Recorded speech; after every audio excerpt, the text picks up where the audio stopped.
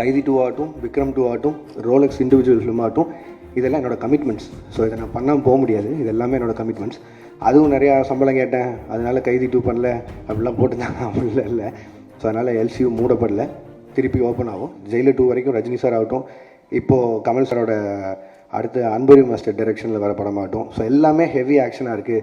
திரும்பவும் கேப் இல்லாமல் இன்னொரு ஆக்ஷன் போகணுமாங்கிறது அவங்களுக்குள்ள ஒரு கேள்வியாக இருந்து, ரெண்டு பேரும் ஒரு லைட் ஆர்டட் ஃபிலிமாக எதிர்பார்த்துட்டு இருக்காங்கிறது தான் எனக்கு அது மூலிமா தெரிஞ்சு ரெண்டு பேரும் சொன்னாங்க. பட் லைட் ஆர்டட் ஃபிலிம் எனக்கு பண்ண வராது. அண்ட் அதை நான் ஜெனுவனாக சொல்லிட்டு வெளில வந்துட்டேன்.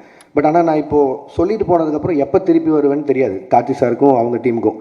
ஸோ அதனால் அவருக்கு கைதி 2க்கு இருந்த ஸ்லாட்டுக்கு இன்னொரு டைரக்டர் கொடுத்துட்டாரு. இதுதான் ஆக்சுவலாக நடந்தது. அண்ட் அந்த கேப்பில் வேறு என்ன பண்ணலாம் அப்படின்னு யோசிக்கும் போது மைத்ரி பிக்சர்ஸ் வந்து அவங்க எனக்கு கிட்டத்தட்ட ஒரு 6 இயர்ஸ் முன்னாடியே ஒரு அட்வான்ஸ் கொடுத்துருந்தாங்க.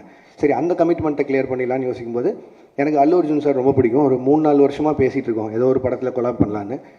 ஸோ இது எல்லாமே சேர்ந்து அமைஞ்சு வந்த மாதிரி இருந்தது. ஸோ இந்த கேப்பை யூஸ் பண்ணி இப்படி ஒரு படம் பண்ணிட்டு வந்துடலான்னு யோசிச்சது தான். அதுவும் நிறையா சம்பளம் கேட்டேன், அதனால் கைதி 2 பண்ணல அப்படிலாம் போட்டுருந்தாங்க. அப்படிலாம் இல்லை. சம்பளம்ன்றது உங்களுக்கு தெரியும், மார்க்கெட்டும் ப்ரொடியூசரும் நிர்ணயிக்கிறதா. நான் எவ்வளோ டிமாண்ட் பண்ணாலும் நம்ம படம் என்ன பண்ணியிருக்கோம் அதுக்கு தகுந்த மாதிரி தான் நம்ம சம்பளமும் இருக்கும்.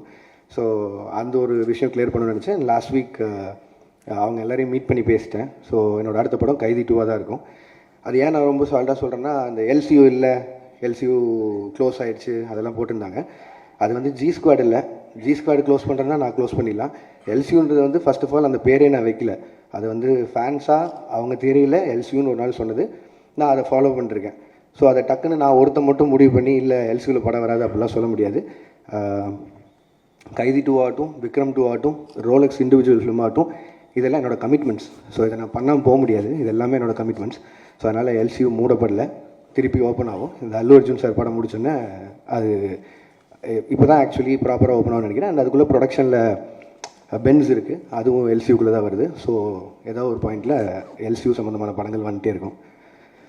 அண்ட் இதுதான் மொத்த clarity. And Aamir Khan sir படத்தை பற்றியும் சொன்னாங்க. அமீர் கான் சாரும் நானும் ஒரு படம் பண்ணுறதா இருந்தது. அண்ட் இப்போவும் பேசிட்டு தான் இருக்கோம். இத்தனை கமிட்மெண்ட்ஸ் எனக்கு இருக்குது, அவருக்கும் நிறைய கமிட்மெண்ட்ஸ் இருக்குது. ஸோ அது எப்போன்னு தெரில, பட் ஸ்டில் அது பேசிகிட்டு இருக்கோம்.